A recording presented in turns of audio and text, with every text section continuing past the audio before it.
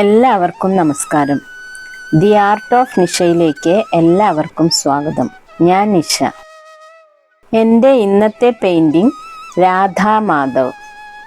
ഇന്നത്തെ വീഡിയോയിൽ ഈ പെയിൻറ്റിങ്ങിൻ്റെ സ്കെച്ചിങ് ആണ് ഉൾപ്പെടുത്തിയിരിക്കുന്നത്. കൃഷ്ണനെയും രാധയെയും ഇഷ്ടപ്പെടാത്തവർ ആരും തന്നെ ഉണ്ടാവില്ല.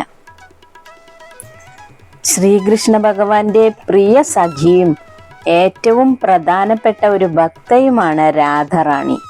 വൃന്ദാവനത്തിൽ അനേകം ഗോപിഗോപന്മാർ ഉണ്ടെങ്കിലും ഭഗവാന് ഏറ്റവും ഇഷ്ടം രാധാറാണിയെ ആയിരുന്നു. നിർമ്മലവും പരിശുദ്ധവുമായ പ്രേമമായിരുന്നു രാധയ്ക്ക് കൃഷ്ണനോട്. രാധയുടെ സാമീപ്യമായിരുന്നു കൃഷ്ണന് ഏറ്റവും അധികം സന്തോഷം നൽകുന്നത്. സത്യത്തിൽ ആരായിരുന്നു രാധാദേവി?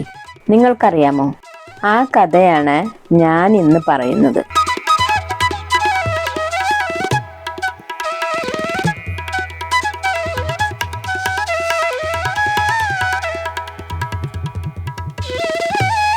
ദ്വാപരയുഗത്തിൽ ശ്രീകൃഷ്ണ ഭഗവാന്റെ പത്നിയായിരുന്ന രുക്മിണി ദേവി സാക്ഷാൽ ലക്ഷ്മി ദേവിയുടെ അവതാരമാണ്. അപ്പോൾ രാധാദേവി ആരാണ്? അത് മനസ്സിലാക്കാൻ നമുക്ക് ത്രേതായുഗത്തിലേക്ക് പോകണം. ത്രേതായുഗത്തിൽ ശ്രീരാമ ഭഗവാന്റെ കാലഘട്ടത്തിലേക്ക് പോയാൽ രാധാദേവി ആരാണെന്ന് നമുക്ക് മനസ്സിലാവും. 14 വർഷത്തെ വനവാസത്തിന് ശേഷം കൊട്ടാരത്തിൽ തിരിച്ചെത്തിയ ശ്രീരാമചന്ദ്രന് അപ്രതീക്ഷിതമായാണ് സീതാദേവിയെ കാട്ടിലുപേക്ഷിക്കേണ്ടതായ സാഹചര്യം ഉണ്ടാവുന്നത്. അതിനുശേഷം ഒരിക്കൽ അദ്ദേഹത്തിന് രാജസൂയയാഗം നടത്താൻ ആഗ്രഹമുണ്ടായി. രാജസൂയയാഗം ഭംഗിയായി നടത്തണമെങ്കിൽ ഭാര്യാസമേതനായി ഇരുന്ന് വേണം നടത്താൻ. സീതയെ കാട്ടിലുപേക്ഷിച്ചതിനാൽ അതിന് സാധിക്കില്ല. വസിഷ്ഠ മഹർഷിയുടെ നേതൃത്വത്തിലാണ് യാഗം നടത്തുന്നത്. വസിഷ്ഠ മഹർഷിയോട് സീതയുടെ സാന്നിധ്യമില്ലാതെ എങ്ങനെ യാഗം നടത്തും എന്ന് ചോദിക്കുന്നു. ഇത് കേട്ട വസിഷ്ഠ മഹർഷി ശ്രീരാമനോടായി പറഞ്ഞു, രാമ, അങ്ങ് വിഷമിക്കേണ്ട. സീതാദേവിയുടെ സ്വർണത്തിൽ തീർത്ത ഒരു പ്രതിമയോ വിഗ്രഹമോ പൂജ നടക്കുന്ന സമയത്ത് ശ്രീരാമന് അരികിലായി വച്ചാൽ മതി.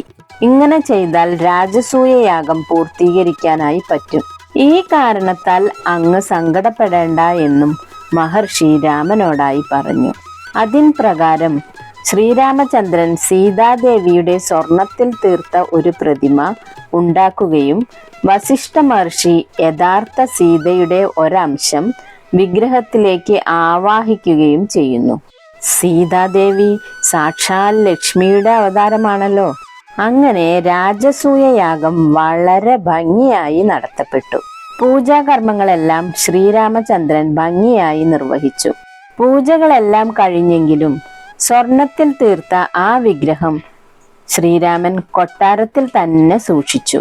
ആ വിഗ്രഹം കാണുമ്പോഴെല്ലാം രാമന് സീതാദേവിയുടെ ഓർമ്മകൾ ഉണ്ടായിക്കൊണ്ടേയിരുന്നു.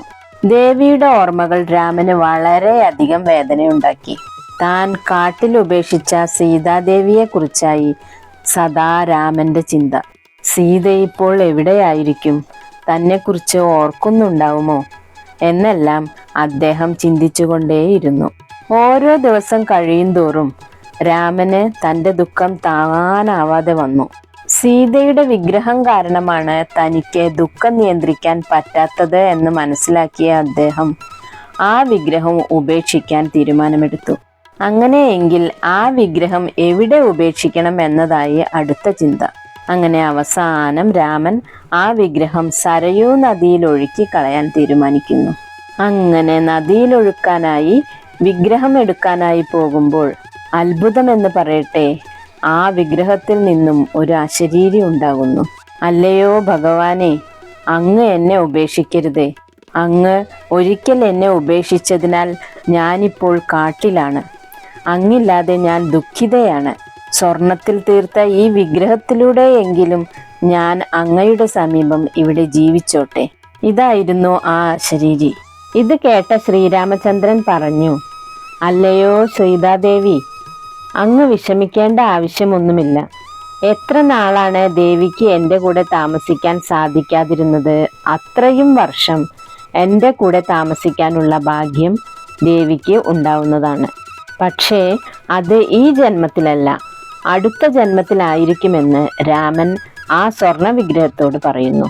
അങ്ങനെയാണ് ദ്വാപര യുഗത്തിൽ ശ്രീരാമചന്ദ്രൻ ശ്രീകൃഷ്ണനായി അവതരിക്കുമ്പോൾ കൃഷ്ണന്റെ കൂടെ അന്ന് പുനർജനിച്ചതാണ് ശ്രീ രാധാദേവി. അതായത് ഈ സ്വർണ സീതയുടെ പുനർജന്മമാണ് സാക്ഷാൽ ശ്രീ രാധാദേവി. സീതയെ രാമൻ കാട്ടിലയച്ചപ്പോൾ അവർ തമ്മിൽ പിരിഞ്ഞിരുന്നത് 11.5 വർഷമാണ്. ആ 11.5 വർഷവും ദ്വാപരയുഗത്തിൽ ശ്രീകൃഷ്ണനോടൊപ്പം വൃന്ദാവനത്തിൽ ജീവിക്കാനുള്ള അവസരവും രാധയ്ക്ക് ലഭിച്ചു. അതായത് രാധാദേവി എന്ന പുനർജന്മത്തിലൂടെ തന്റെ ആഗ്രഹം സ്വർണ പ്രതിമയായ സീത നേടിയെടുത്തു എന്നർത്ഥം. രാധാദേവിയുടെ കഥ എല്ലാവർക്കും ഇഷ്ടമായി കാണുമെന്ന് കരുതുന്നു.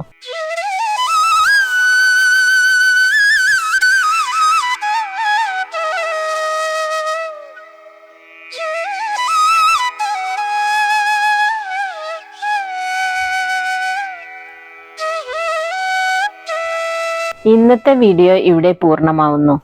അടുത്ത വീഡിയോയിൽ ഈ ചിത്രത്തിന്റെ കളറിംഗ് ആണ് ഉൾപ്പെടുത്തുന്നത്. അത് എല്ലാവരും മറക്കാതെ കാണുമല്ലോ.